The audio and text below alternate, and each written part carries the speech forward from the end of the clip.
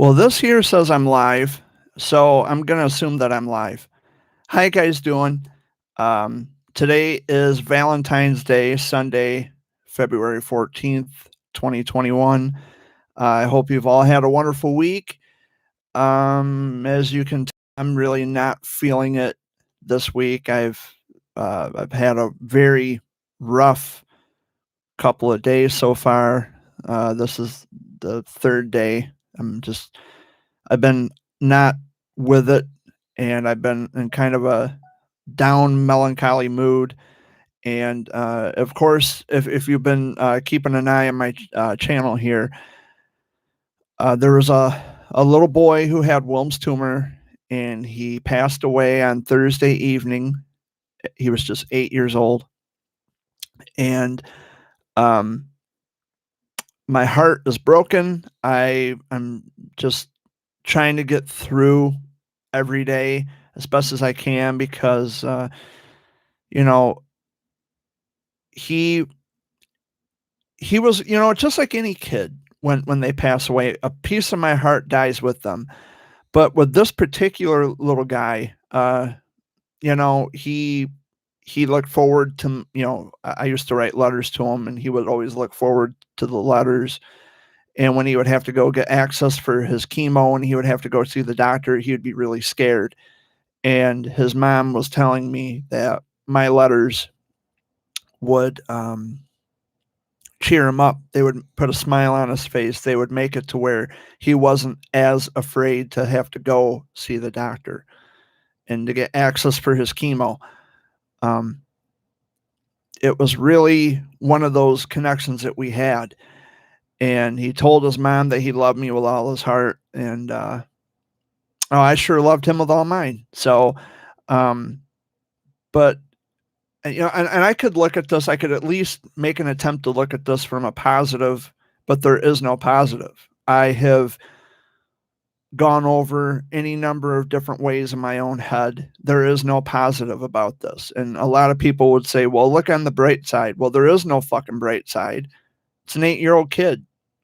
He had his whole life ahead of him, and it was cut short um, by a disease that for some reason we still don't know how to cure. We don't know how to fix. We don't know how to remedy.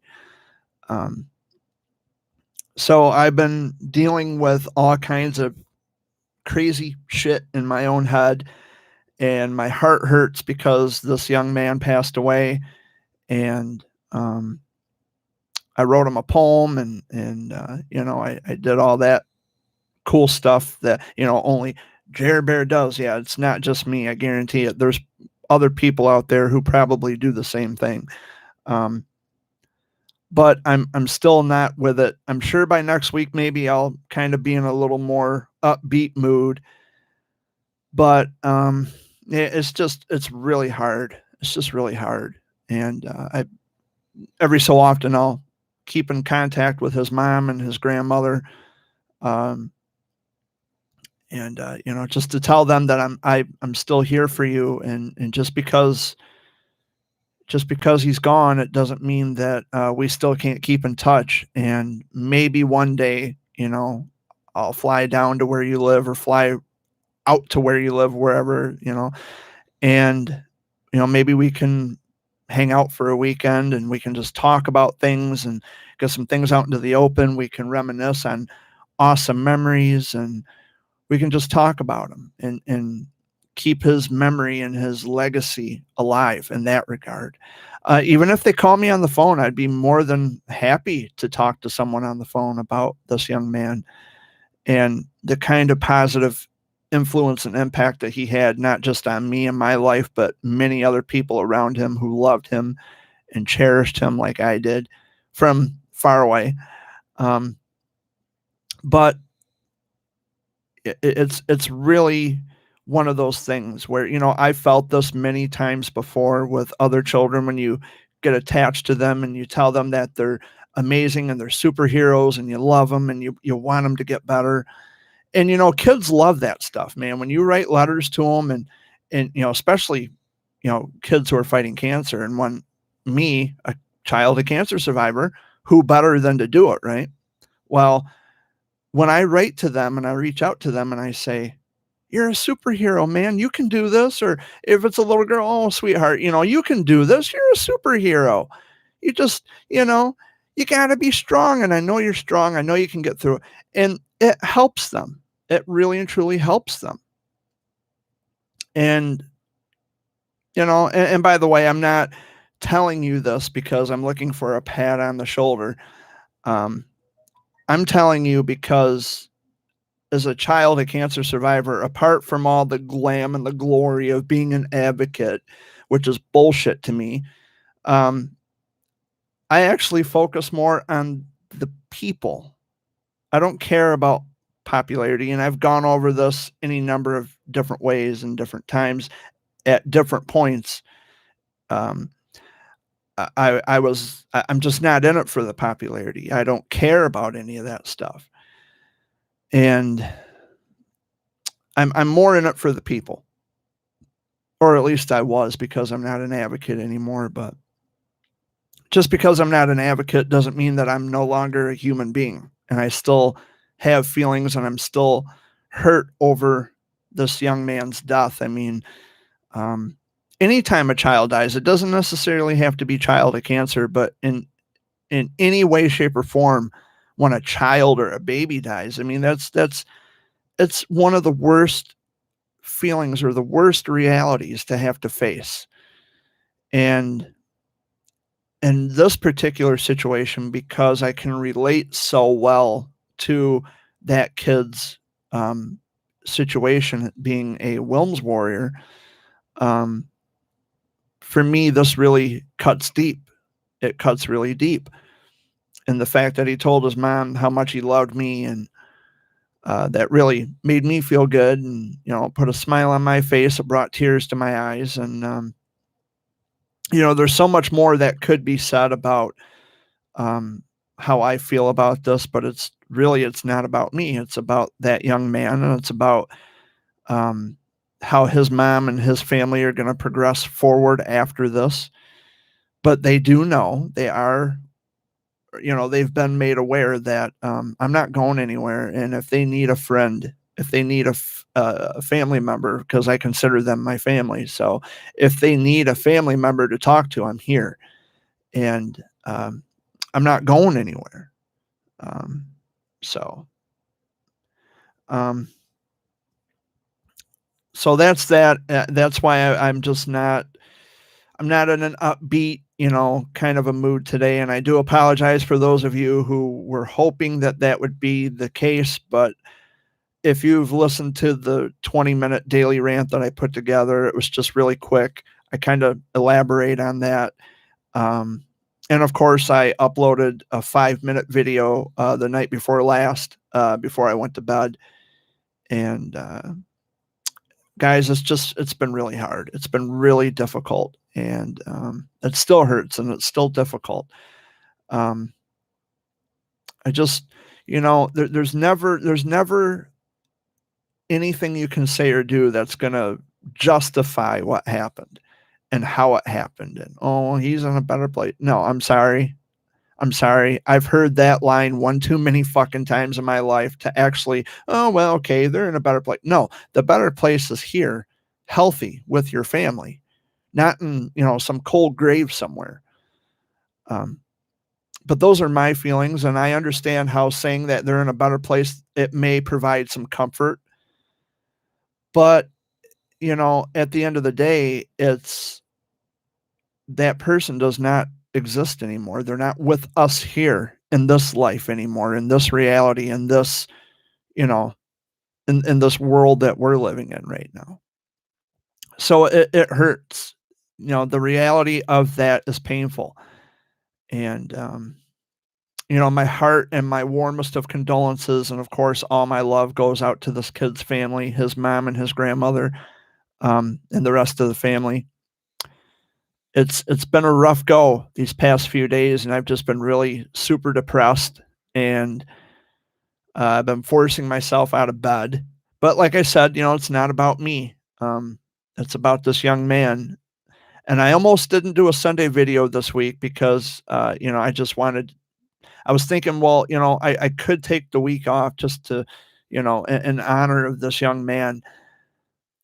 But then I thought, well, if I did a Sunday video, I could talk about situations like this that are very delicate, and maybe we need to speak about this. Maybe I need to put this out there and elaborate maybe a little further on my feelings and my position on what happened, what transpired as a result of this young man's battle with Wilms tumor. Um, I don't necessarily agree with the saying that, oh, they put down their sword. It's just that's such a fucking, to me, it's just a lame way of looking at things, because if they never had a chance, if they didn't have a fighting chance, there was no fucking sword. There was none. It's just, I just think it's a stupid way of putting it. They put down their sword as if they actually had a chance.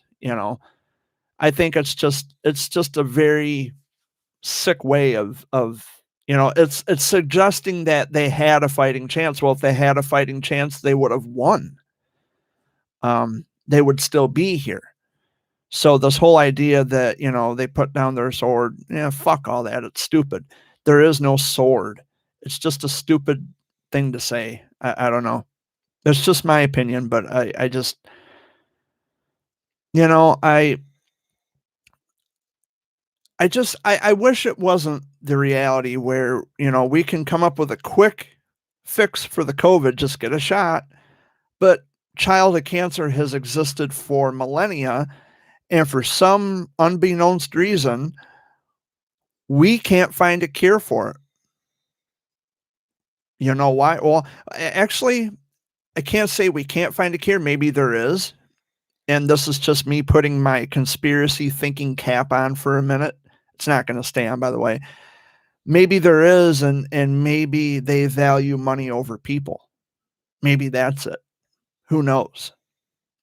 I mean, I can't say yay or nay either way, because I don't have that information. I'm not the one in the lab who's doing the work and researching things, but it's all just very frustrating to me.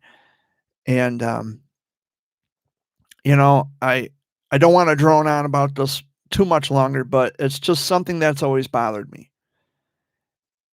Among many other things regarding childhood cancer, some of the people in it, and by choice, by the way, the people who are there by choice, like the CEO of FAM, Fighting All Monsters, just a piece of shit. That's all he is. And these people, time and time again, they encourage him, they praise him, they give him love and accolades, when in fact he is just a maggot ass, leeching ass loser who uses people's kids to garner some publicity for himself because he failed at everything else in his life. That's really all it is. He found when these people who are indirectly affected by childhood cancer and they want to get involved and they want to make a name for themselves, that's a last ditch effort. They really and truly don't give a fuck about your kids. They can tell you they know how you feel. No, they don't. If they've never had to go through that situation, they don't know how you feel. They just don't. Um, and it's just a lie. It's a way to win you over psychologically. And they tell you all the things you want to hear, the pretty little things that you want to hear, because it's going to resonate with you. And it does something to the psyche, to the point where, oh, this person really genuinely loves me and cares about me. He got me appliances. He got me a washer and a dryer. He gave me $1,000. He gave me a Christmas bonus. Well, I'm going to tell you something. He didn't give it to you. The people who donated to the nonprofit organization provided that. He didn't get all this on his own. Guarantee it. Just like every other nonprofit organization. I'm not saying that their work isn't, because there's a lot of good nonprofit organizations out there. So I got to make sure that I'm not making a blanket statement about nonprofit organizations across the board, because it's not necessarily true for every nonprofit organization. But for this particular piece of shit nonprofit organization run by a piece of shit. That's not money coming out of his pocket. That's money that people donated to it. So he's taking all the credit for what other people do, which is exactly why I avoid nonprofit organizations. If I'm going to help somebody, it's coming out of my own pocket, and I will make sure that if I'm able, if I'm financially able, I will make sure that those people get at least a little bit of help. I'm not made of money. Money doesn't grow on trees. But when I do help, I at least make sure that I can give them a substantial amount or a sufficient amount that will help them for a little while. So that way they don't have to worry about where their next meal's coming from. And I tell them, I don't want attention. I don't want the publicity. I don't want any kind of whatever on Facebook. It's a mess. Milk Tyson's a sexual predator. You guys can deny that all you want. You can live in your fucking denial and you can do backstrokes on it all day long, but then you're lying to yourself and the people around you. Stop supporting fam. That's my message to you. This is something else that's been bugging me. It just bugs me how people like this get away with doing the shit they do and nobody seems to care. Oh, because he gave me money. Well, you know what we call that? We call that bribery. He paid you off. So that way you won't think anything bad about him. You know what? I've helped a lot of people, and I can guarantee you there's still people out there who think the worst of me. They don't fucking matter anymore. The people that I speak to, still, they matter. Because they know better, and they know that I actually haven't done anything wrong.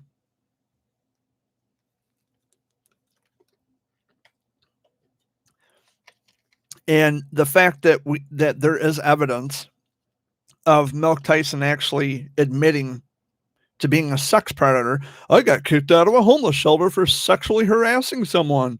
I swear to God. That's not funny. I don't think that's cute. And you call this guy a family man?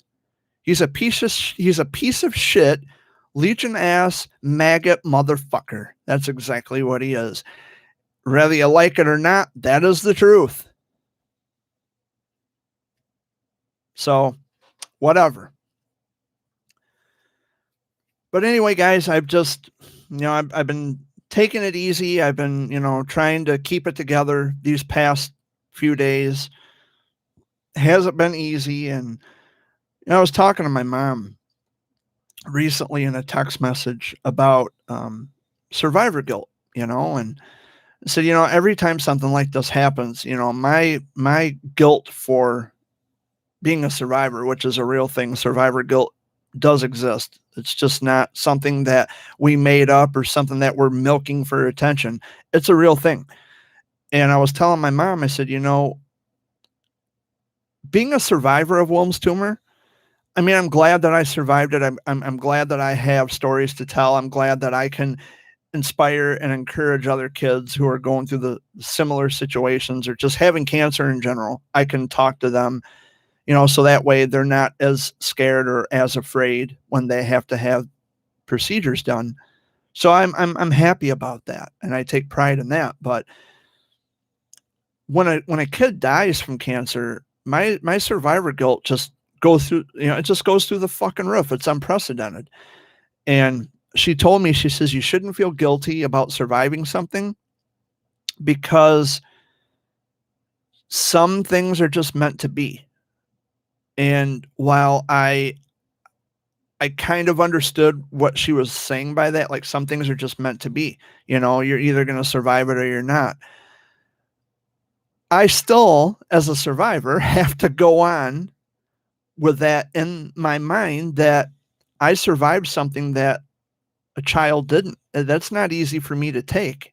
And she also understood that too, because I explained, I told my mom, I said, that could have been me, and it probably should have been me and not some other kid, And she says, yeah, but that, that what that would have done to your father and I, the kinds of hell we would have gone through losing you from that. I said, well, I understand that, but at the same time, it should never be a kid. I could see if you're 50, 60, 70, 100, and you get cancer and the prognosis is, not very promising. That I can understand, but when you're just, you know, 5, 6, 7, 8, 9, 10 years old, I mean, that's fucking detestable. There's just I can't wrap that around my brain. I've been to funerals of children who've died from cancer, and it's one of the worst. It just leaves a knot in the pit of your stomach when you see a child laying in a casket. That's one of the worst things I've ever had to experience besides having cancer myself, is seeing a dead child, seeing a corpse of a 9-year-old or an 8-year-old. It is the worst feeling in the fucking world. It sucks.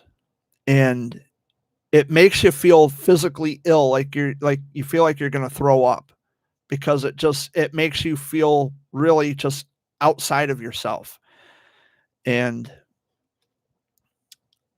I don't know, man. I feel really bad because I survived something that they didn't, that they had a more aggressive form of that particular health ailment or that particular affliction.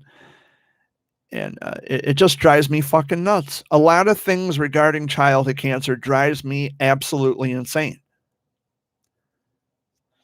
And when there's people who are, like I said, they're attaching themselves to people specifically for notoriety and attention and all that shit, it makes my fucking blood boil. Like I think I've got high blood pressure, honestly. I think I've got, or because when I get angry, when I get really pissed or frustrated or severely angry, I feel sick, and I'll start feeling heavy in the chest, and then I start seeing spots. It's like, oh motherfucker, I gotta settle down because I'm gonna have a heart attack. Which of course I don't want that to happen. But um, a lot of things just really severely just infuriate me to the point of no return. And when I look at other people and they're praising that very person who's just doing shit that they shouldn't be doing, I look at them, I turn to them and I ask them, what the fuck is your problem? Why are you okay with this? Why are you allowing for this kind of shit to be happening? Why don't you speak up and say, hey, that's wrong, that's immoral, that's disingenuous? Why don't you speak up and say something? You know what's wrong. Why the fuck aren't you speaking up? Afraid of backlash? You know what? I'll tell you something. When I really started to open my mouth about certain people, did I fear backlash? Sure, of course, but just a little bit. Because my driving force, when I considered myself to be an advocate, my driving force was to not only talk about cancer and what it means to get the word out, but it was also to put those particular people on the spot and hold them accountable for the shit that they were doing. And they're still out there doing it. No one's holding them accountable. No one has the balls or the guff or the spine to say anything about it.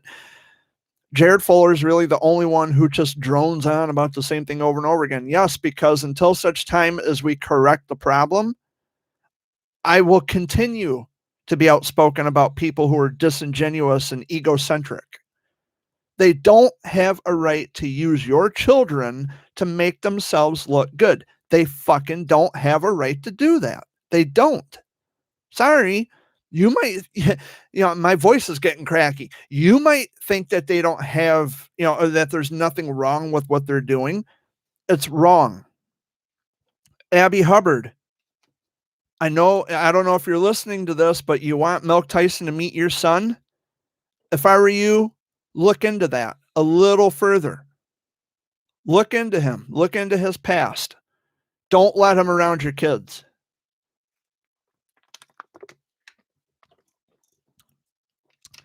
It's not just me saying it. He's actually gone on record admitting that he's a sex predator and I sexually harassed someone. Yeah, and he blackmailed a bunch of young girls, getting nude pictures from them and making them buy their pictures back if they stepped out of line, whatever the fuck that's supposed to mean. But people are okay with him advocating for their children. People are okay with that. Just ask Brenda, what's her name, Hundertfun or whatever her name is. Weird fucking last name. I can't pronounce it. I butchered it. I really don't give a fuck because there's ignorance. Ignorance comes in all forms. Those people who are constantly praising and defending Milk Tyson are just as fucking equally disgusting, if you ask me. And until such time as you open your eyes and recognize that there's a problem with him and what's going on and what all these other people are doing, this is never going to get better. In the direction that the advocacy side of childhood cancer had taken is exactly why I withdrew from advocacy. I have no part of that. Now, there's a lot of people that I still talk to, text messages, emails, sometimes even phone calls. Yes, we will have those conversations, and we'll talk. We will definitely talk. But I it people made such a big deal about me, emailing. Oh, he's emailing me. My feelings are hurt. Fuck your feelings. It's an email. If you don't want to get an email from me, all you got to do is just block my email address. It's not that difficult, and I'll, go on with my life. You go on with yours. But what good does it do to sit and whine about it? It's an email address. Get over it. I'm not driving down your road with a fucking machete in my back seat. Then you should worry. But I'm not that kind of a guy. And I wouldn't do that to you. I wouldn't do that to anybody. I don't have a violent bone in my body. But I will stand up for myself, and I will speak up for I will speak out against things that are wrong, and I will stand up for what's right. You can count on that.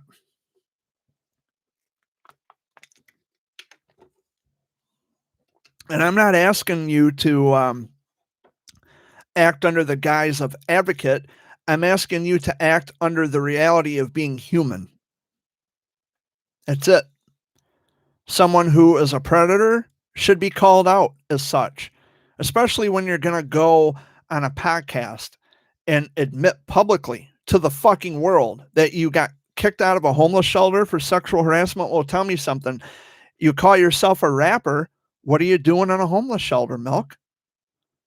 You're allegedly a rapper. You should be touring the world. You should be making all kinds of fuck you money. You should be out there living the dream. What are you doing mooching off hopeless, helpless people? What are you doing? Oh, that's right. You're making yourself look good. Yeah, that's all that is. That's the whole shebang with a lot of these people. And there's many more like him out there. Not all of them have nonprofit organizations, but I'm telling you, there's many people out there. They are willing to use your children to make themselves look good. You can listen to me and follow my advice and tell these people to fuck off, or you can continue to allow these people to use your children as pawns, and you can say, I don't care what Jared Fuller says. I don't care that a sexual predator is using my kid, or a sexual deviant is using my kid to make himself look good. I want my child to be showcased. Are you really and truly willing to sell your fucking soul just to look good? That's sick. And people say I'm sick because I open my mouth about people. Well, Jared needs help and he needs all kinds of mental this and mental that. Fuck you. If I was in your position and someone like myself came along and spewed a bunch of truth in my face, you know what? I'd probably say the same damn thing you are. If I really truly hated truth, I would be in that position as well. So I get you. I understand.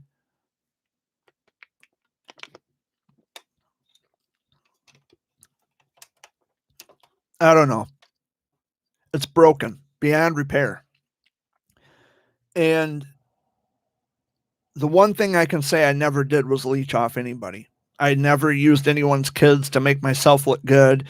I never, I never even thought about looking good on TV, or, going on a radio show or a podcast or a newspaper or a magazine.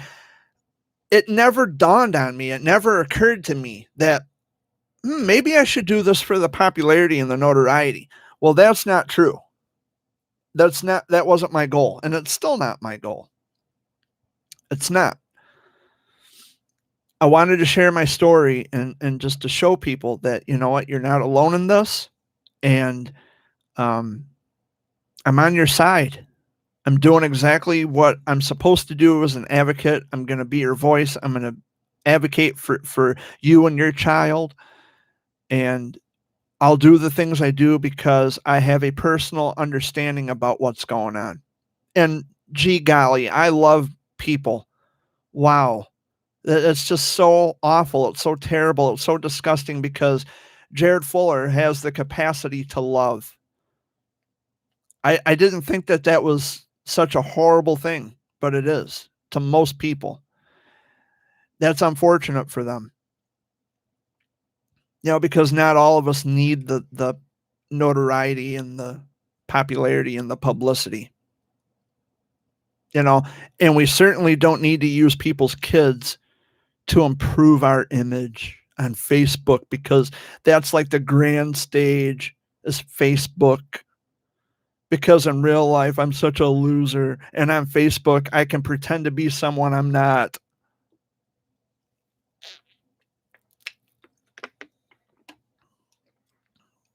It's ridiculous. It's just absolutely, it's repetitive. I can't think of a better way to do something than to just do it and not tell anybody about it. Just, sweep it under the rug. It doesn't need a spotlight. So that's probably, and to be honest with you guys, that's probably why you never see anything good about me on Facebook. You see all the drama and the gossip and the lies and the rumors, because I've requested to not have all of my business out there. If I'm helping you or doing whatever it is I have to do to help you to make sure that you thrive a little bit, I don't need recognition for it. I just want you to use it to your advantage. I want you to use it for the things that you need.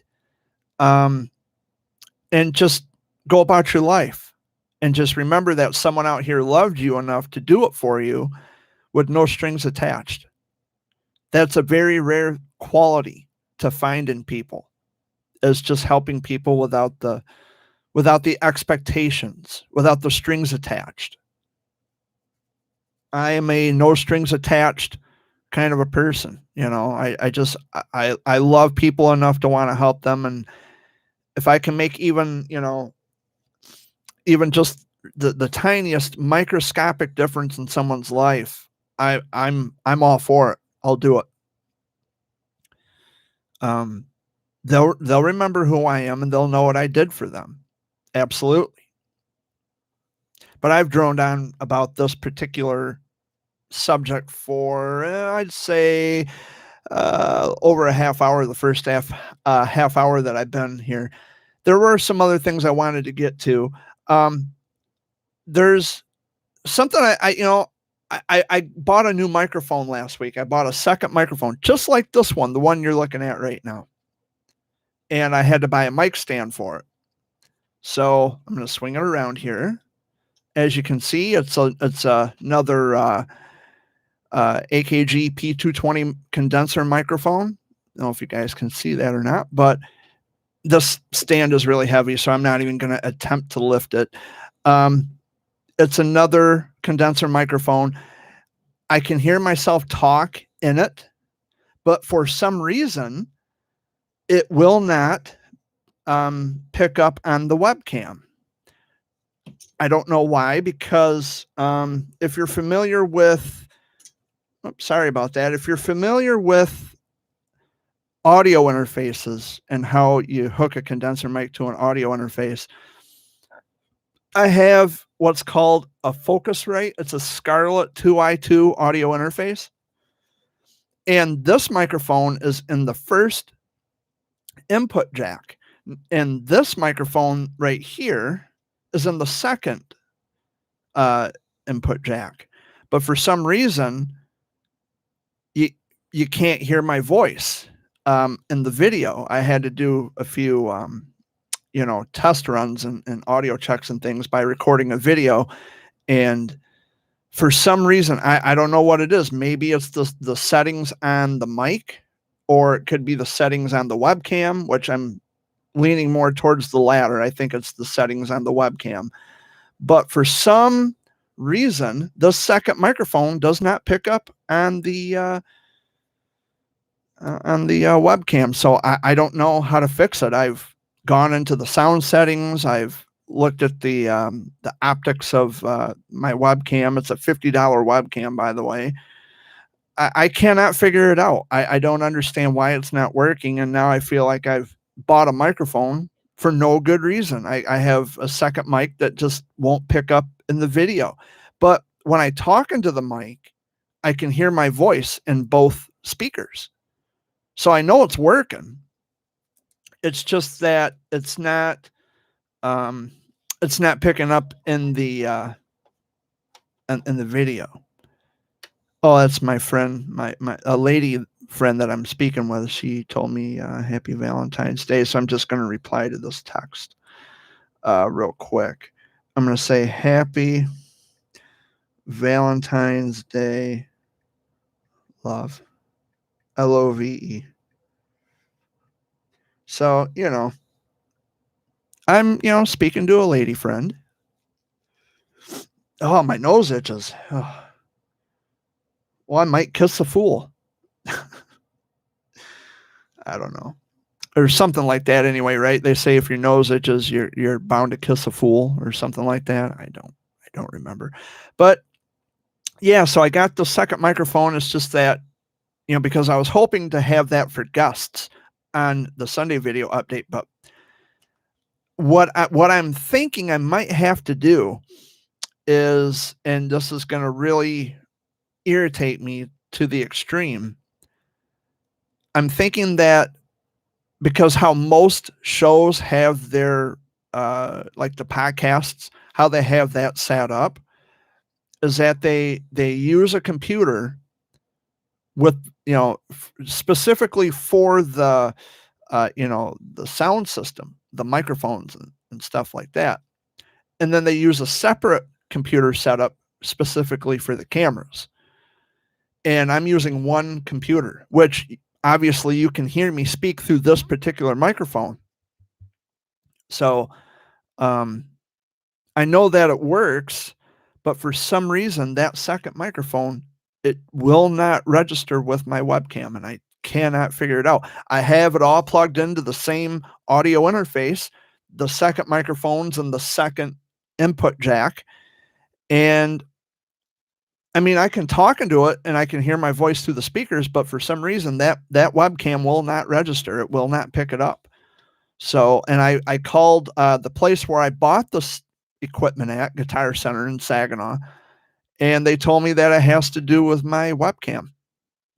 I suggested, maybe a Y splitter, and they told me don't go that route. So I don't know. I'm quite frankly out of options. I don't know how to modify this to the point where you can hear two people talking on the same mic. I don't know, because usually, well, the plan that I had in mind is if the other mic did work, I would be over here like this, and then that other mic would be like out in front where the other person could sit next to me, and then they can speak into their mic, I could speak into mine, and then there would be a two-person show. But nope, you just get me again. And of course, Dad is gone. Amy's in the bedroom. I think my dad is with my brother, but I'm not sure. It's hard to say. So I'm flying solo this week. And Valentine's Day, gee, what does Valentine's Day mean to me? Not a fucking thing. It's a greeting card holiday. And maybe that's just me being bitter because I'm single. I call this Singles Awareness Day, and most people refer to it as Valentine's Day. What the fuck ever. I'm not really into it all that much. I think even if I had a girlfriend, which, like I said, I'm speaking to a lady friend, we've been talking for a long time. I think that even if I had a girlfriend, I wouldn't be as into it because it's just another day. If I can't love my partner the same way I would love her on Valentine's Day for the remainder of the fucking year, for the rest of the 364 5 days out of the year, then what good is the love? Then what good is the relationship? I should be able to love my partner the same way every fucking day, not just on anniversary or Valentine's Day or Sweetest Day or whatever the occasion may be. I should be able to love my partner every day in the same way. But that's just my opinion. It's just my thoughts on Valentine's Day. If you're single, happy Singles Awareness Day. If you're married or got a partner or whatever the case may be, happy Valentine's Day. Wouldn't it be something though if Valentine's Day fell on a Wednesday? Then it would really and truly and literally be Happy Hump Day. Ba-dum. Bad joke, I know. I scratch.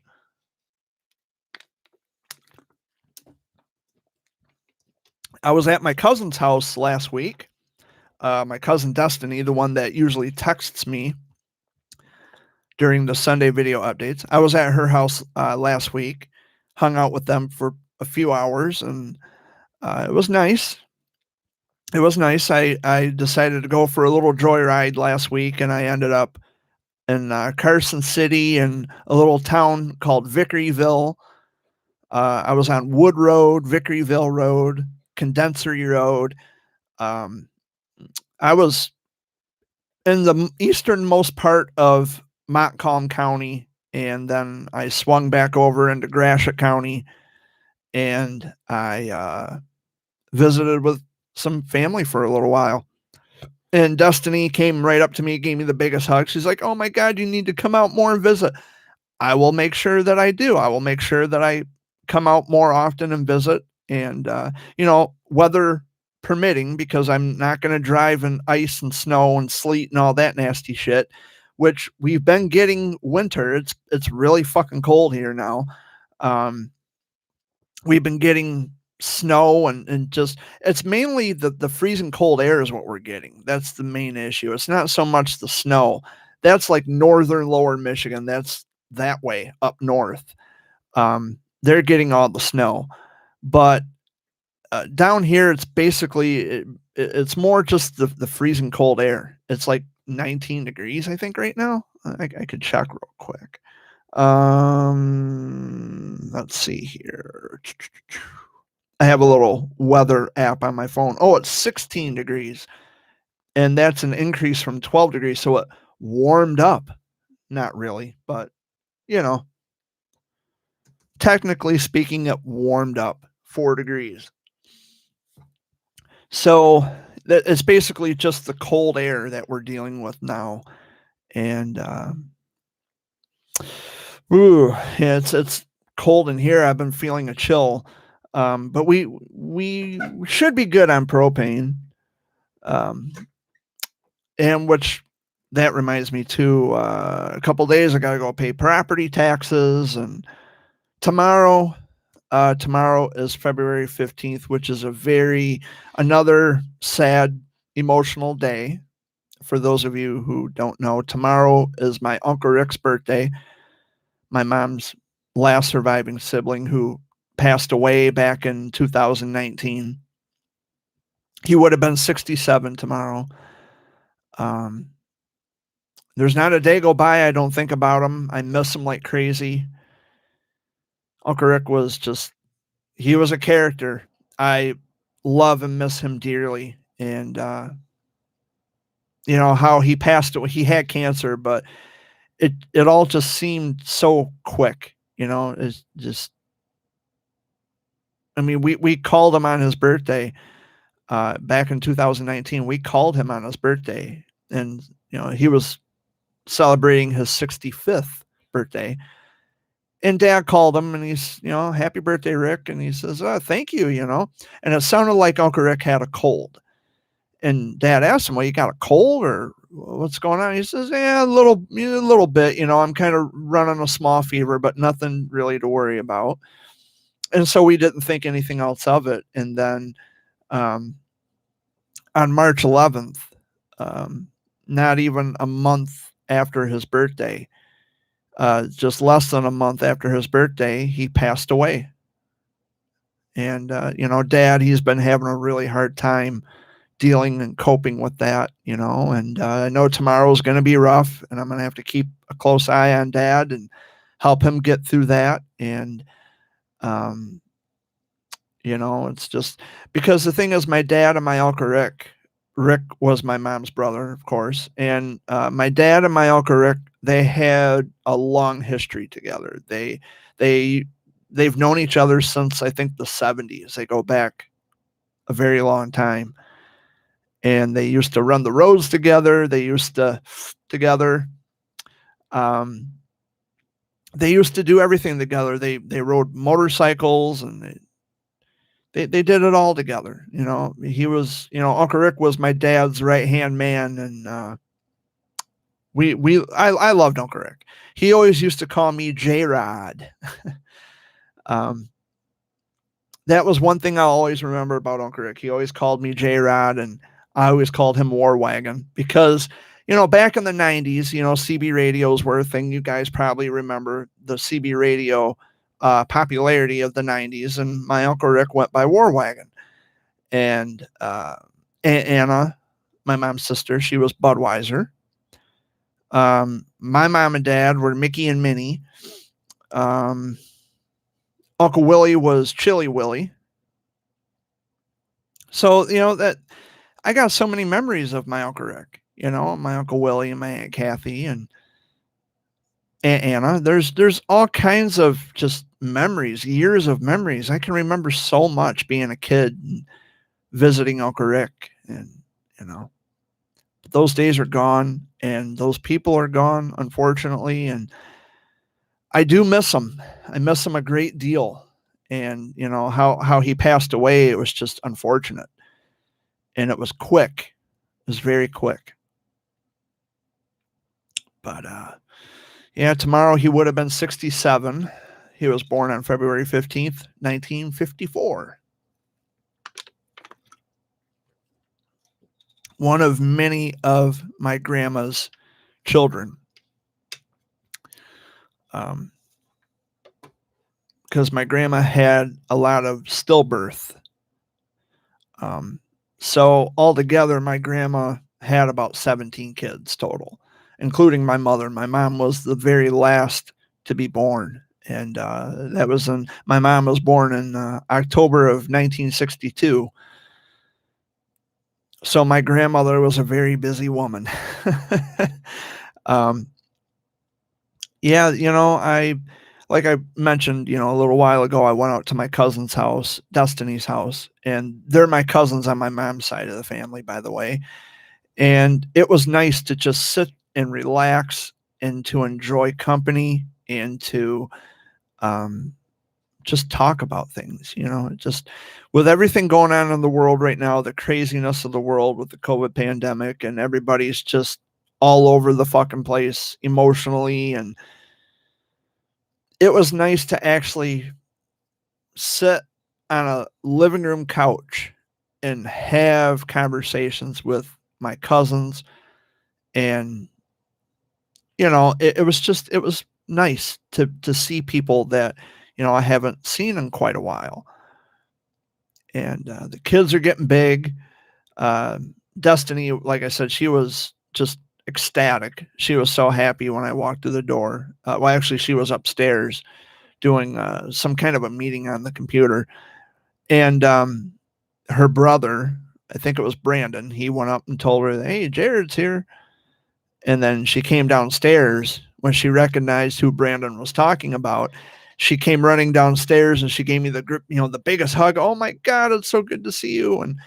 And she gave me the tightest hug, and she says, "You got to come and see us more. You got to come visit more." And I will. I'll make an effort to come and see you guys. I'll do my best. I'll do my best. I can't make promises that it's gonna be frequently, but I will do my best to make it a point to come and see you because, sometimes I like to go and visit my mom too, and so I have places I can go, people I can visit with, and, I got my cousins who live up in, the Gladwin area. So everybody my relatives or my mother, she lives northwest of me. My cousins live on my dad's side, they live north of me, the ones who live up by Gladwin, and then Destiny, she's west of me. So my relatives are pretty much, I don't know, sprawled out, and, that's okay. It just gives me a point to go and see them and visit with them. And Destiny's baby brother, his name is Christopher. He's just a little guy. He's only 2 years old.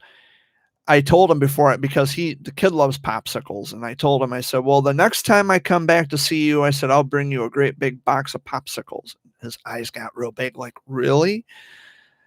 Yeah, I'll spoil him a little bit. That's what cousins are for. Gotta spoil the little ones.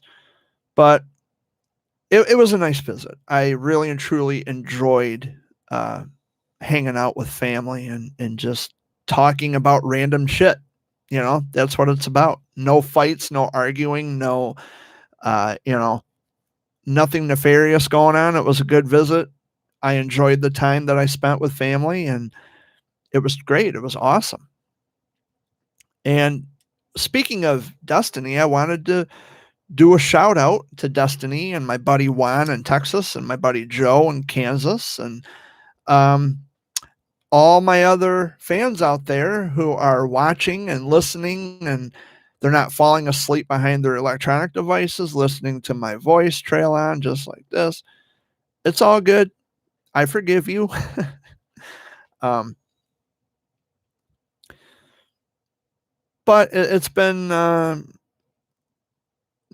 kind of a rough few days for me, and like I was saying at the top of the video, it's always hard when a child passes away, and it just seems like it never gets easier because what you feel for people in your heart, and you become emotionally attached to them, and you just want them to have the best, and you want them to improve, you want them to get better, you want to see them beat this whatever's going on. You want to see them overcome that and talk about it later on down the road. And I got to tell you guys, when a kid's life is cut short over something so stupid, doesn't matter what it is really, but in this particular case, cancer, um, it's just really fucking hard, man. Because I can relate to that personally. So of course, naturally, I'm gonna take this difficult and really super hard. I mean, I can't just sweep it under the rug and pretend that nothing happened. I mean, this is real life shit going on. And another another baby pretty much. He was 8 years old. Practically compared to me, he was a baby. Another baby gone. That hurts. It's heartbreaking. Um I don't know. I don't know what else to say other than I wish it wouldn't have happened the way it did.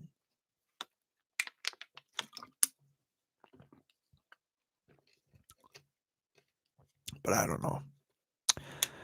I have to figure out how to just move on with my life and just keep him in my heart and keep that picture that he'd drawn for me. He had drawn me a heart. Said "Happy birthday, love you" on it. I still got it. I'm gonna put that in my journal. But I'm definitely keeping it in safekeeping because he was just an amazing kid. Loved him dearly. I'll always love him, and I'll take that to my grave. So, but anyway, I got a lot out of the way this week. Matter of fact, I like I said, I've been keeping in contact with friends and through text message and email and things like that, and family, of course. One good friend of mine that I speak to periodically. We actually met in person, um, in Sandusky, Ohio. Really good people. We still talk every so often. Um, you know, and that's the way I like to keep it. I like to keep that communication open with people. And I like to um, just let people know that if you need me, if you need to talk about things, or if you need to just spill it out, I'm here for you. I might not always know what to say other than I'm sorry, because that may be the only thing I can say. Um, but deep down, I mean, I really and truly, sincerely, from the bottom of my heart, I wish that things would just get better. And there are people who, and I understand this wholeheartedly. There are people who they have such a rough time, and they say, I just don't feel like talking. I'm just having a rough time. And I totally respect that. I don't, and I want to make this message loud and clear for people who I text or email or whatever the case may be. There is no specific time that I expect you to email me or text me back. I've pointed this out any number of times that there is no time frame in which you need to reply to an email or a text message. There's just none. Because I know you have a life, you have children, you have responsibilities that you need to adhere to, and I'm not expecting, like a right now. You have to reply to me right now, or something's wrong. Well, maybe nothing is wrong. Maybe they're just busy. They're just living. But usually, most of the time, the people that I speak to, they're pretty good about replying and saying, "Hey, Jared, everything here's good. Hope you're doing well. Miss you on Facebook," which I get that a lot, and it's like, well, I'm sorry to hear that, but Facebook is no bueno for me ever again. I'm no more Facebook. I'm done with bullshit. I'm done with social media in general, and I'm more of a YouTuber now. I love YouTube. I love watching content. And, I have no use for fake people. I have no use for people wasting my fucking time. I got no use for it. If I'm ever on the internet, it's either to check my email or to check out YouTube. That's about it. Um, Everything else is practically just memories. I'm not on Facebook anymore. I don't have Twitter. I never had Instagram, never had Snapchat. I have no intentions of ever getting Snapchat or Instagram or whatever the fuck it is. I never had an account. And someone actually faked being me on Instagram. And it's like, yeah, that's not going to fucking work. I reported it. The account was shut down. And the rest is history. Don't fuck with me. Because I will shut you down. But I'm sure there's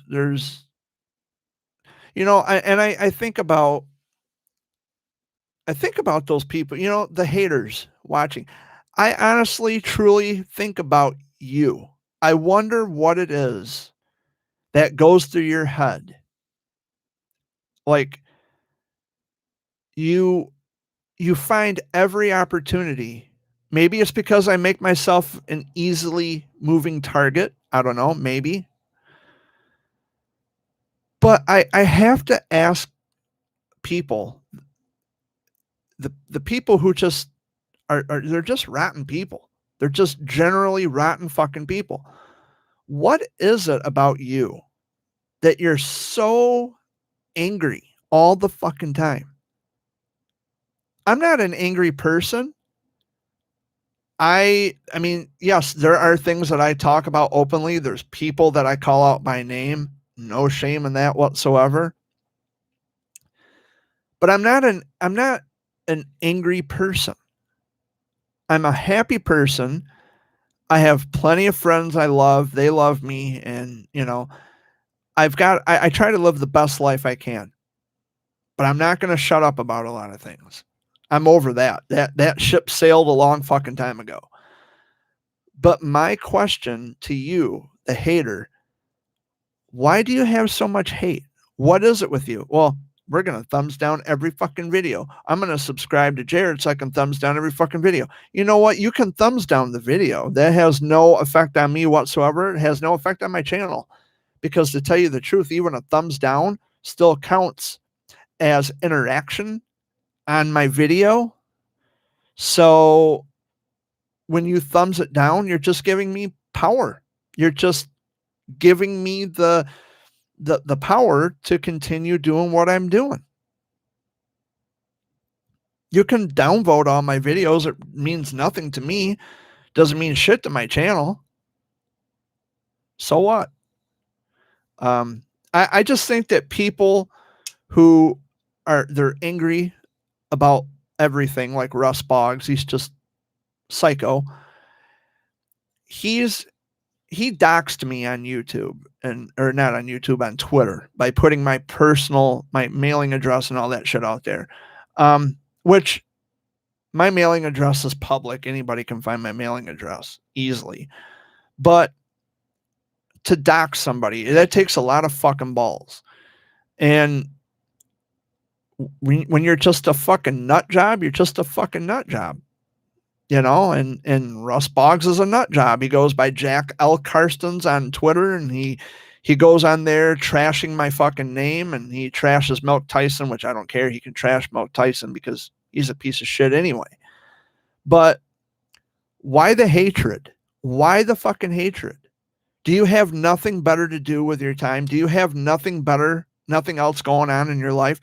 Russ Boggs, I'm going to tell you something about him, because I know there's people out there watching this who you're probably friends with him on Facebook, and you're probably, you see the kinds of shit he posts. You see his behavior. It's erratic. He's just a fucking flake. Well, I remember seeing this on Facebook one day, and he's probably still in that mentality. If say for example, if the kids are outside playing, someone who so much as drives slowly by the house, which anybody in their right mind is going to drive slowly by if there's kids outside, to make sure that, because you know how kids are very unpredictable. They can run out into the fucking street. You got to drive slow in a residential area. Common sense.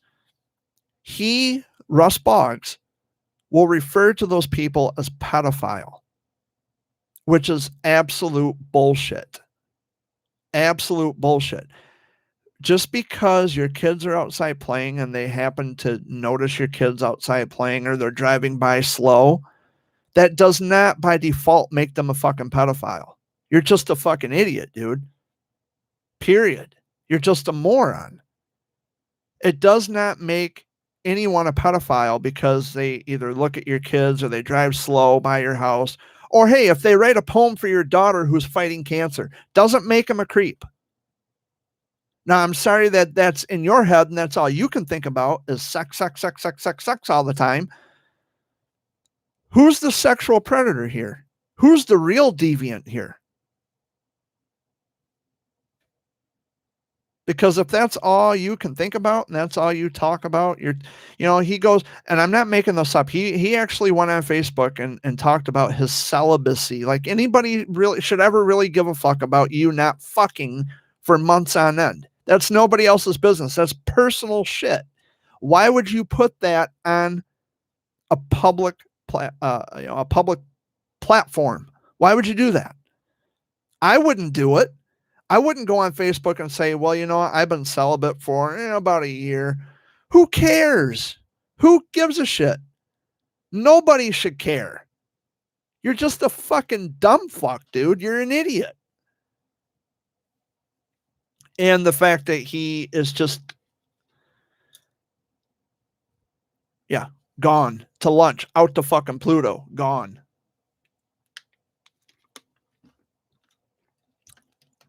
And no, it's not a cheap shot against people who suffer from mental illnesses in general. It's not that at all. But some people are just really fucking ridiculous. And, I mean, he's probably got a YouTube channel, just talking about me all of his content is dedicated to me because he hates me so much. And oh, how dare you write a poem for my daughter? Yeah. How dare I want to switch places with a child who's fighting cancer, someone who's already been through cancer? How dare I express my sentiment wanting to switch places with your kid who's fighting cancer? I would switch places with her any day, by the way. I still would. You can send me all the death threats you want, and your ex-old lady can send me all the death threats she wants in text messages. I could fucking care less. You can email me, whatever. But I'm even tonight, before I put my head down on my pillow, I'm still going to wish that I'm still going to wish that it was me and not your daughter. Sorry you can't handle that. I'm sorry that your brain can't handle the concept of someone actually truly deeply giving a fuck about your kid. Because my name is not Ken Betancourt, the guy who rides bikes across America. Fuck him too. And Brandy Boyles Bullock, or as I like to call Boyle on the buttock, fuck off. All of you motherfuckers can fall off a cliff for all I care. So there's that. Those are the people that I've had issues with before. So I'm done with all of them. They're just fake pieces of shit. Fuck off. Whatever.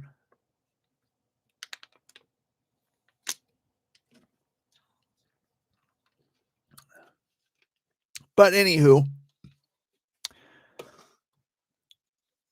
I am about ready to bounce here. I've been here for over an hour. And I do apologize if the audio keeps cutting in and out on the live stream, because for some reason or another my internet connection is very slow. It's weak. I don't know why. It's always been. And I pay a decent amount of money to have the internet, and it runs like shit. I might have to switch companies. As much as I don't want to do that, but I might have to. I might have to squeeze out a few more pennies to get better, faster internet connection, because the company that I'm going through now is just not cutting the mustard. It's just not doing the fucking job. So we'll see. But anyway, guys, so I'm going to end this video. I'm going to end this live stream here shortly. But I just wanted to say that to the family of the young man who passed away on Thursday, my heart goes out to you. I love you. You text me anytime. And please, by all means, just keep in touch, and let me know how you're doing. Let me know how the family is progressing moving forward, and maybe, just maybe, one day I'll plan a trip to come down to or out, or wherever it is you live. I don't even remember where you live at, but I will definitely plan a trip to see you, if maybe that's something you would consider.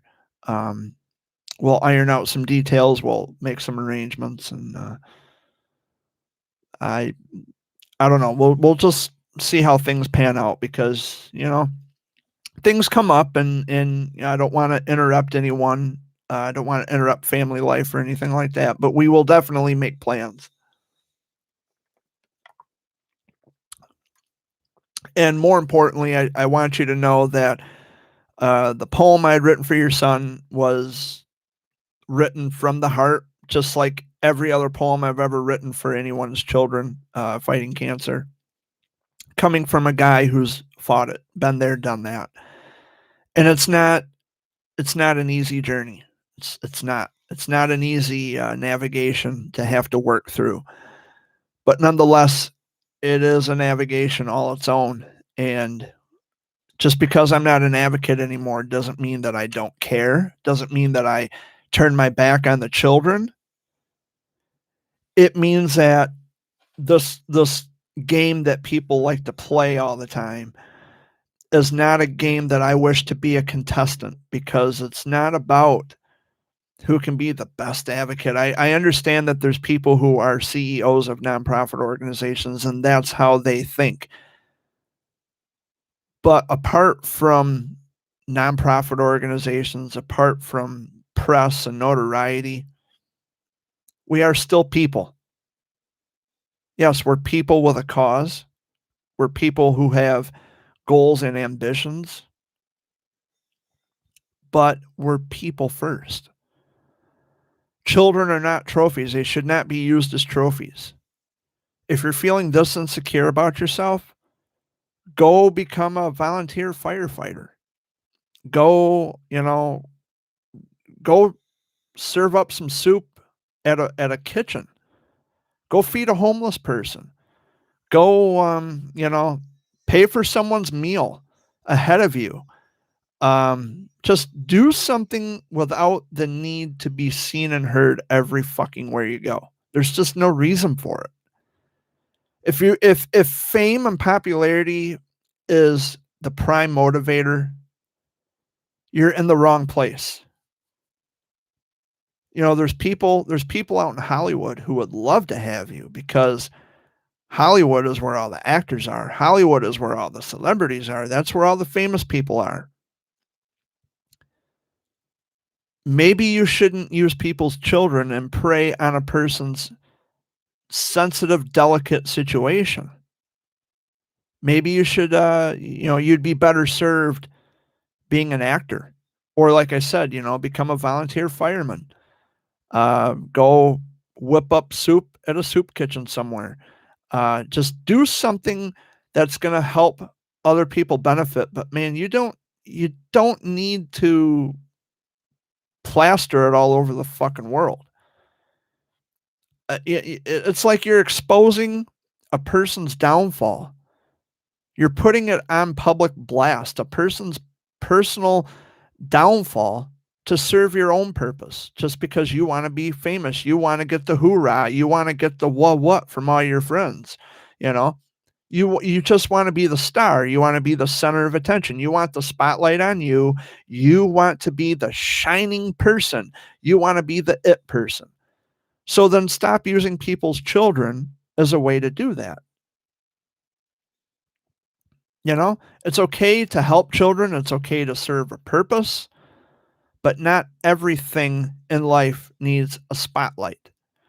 And do the right thing for the right reasons, as I always say, you know, because one day that could be you, and you're going to wish that anybody who helps you wouldn't help you just to make themselves look good. You're going to wish that there was someone out there who will help you specifically and primarily to help you, to make you a priority. And you got to do your homework. Don't let the Milk Tysons of the world cloud the childhood cancer world. Although, like I said, I'm not a part of that anymore. But there's all kinds of bottom feeders who leech on to the childhood cancer thing because they need to get a little publicity for themselves and they need to feel good about themselves. How fucking broken do you have to be to enter into this thing and well, I got to do this because it makes me feel good. Well, those people don't care about you making yourself look good. They're trying to save their children from the throes of a fucking disease that indiscriminately claims lives.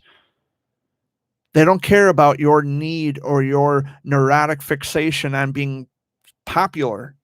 It's irrelevant to what's going on. And I, for one, get sick and fucking tired of it. Nobody would ever dare come into my room when I was sick just to make themselves look good. My mom and dad would have never allowed that. Never. They would have never allowed that. I could have died. I very well could have died. I didn't, obviously, but that was an option. I could have died. I wouldn't be sitting here today if it wasn't for my oncologists, my surgeons, more importantly, my parents, because they were on the ball, they were on the clock night and fucking day. They would cry themselves to sleep. They would pace back and forth up and down the halls of the hospital. My dad was always constantly on his feet between work and home and Lansing at the hospital every day without fail. It was hard. It was really fucking hard. And what's worse is when you're sitting at bedside watching your children go through things that a simple Band-Aid cannot fix. That's one of the worst things in the world, to have to sit and just you can't that I mean, cancer is a boo-boo that a parent cannot kiss to make feel better. It requires legal poison, chemo. And when I was sick, my parents had gone through some of the most horrific shit. And I went through the most horrific shit. Puking and diarrhea, losing my hair, spiking fevers, getting cold chills, sweats, headaches, heart palpitations, the whole 9 fucking yards. It was terrible. But no one would dare use. They're feeling insecure about themselves. They need fucking popularity. Meanwhile, there's a child who's self look good at the expense of somebody else. Fuck you. If you're that person, fuck off. Go away. Get lost in something else. Leave the children the fuck alone. And what a way to end this Sunday video update. I love you all. I'll be here next week. And happy Valentine's Day, Singles Awareness Day, whatever the fuck you want to call it. Be good to each other and stay warm. Take care. See you next week.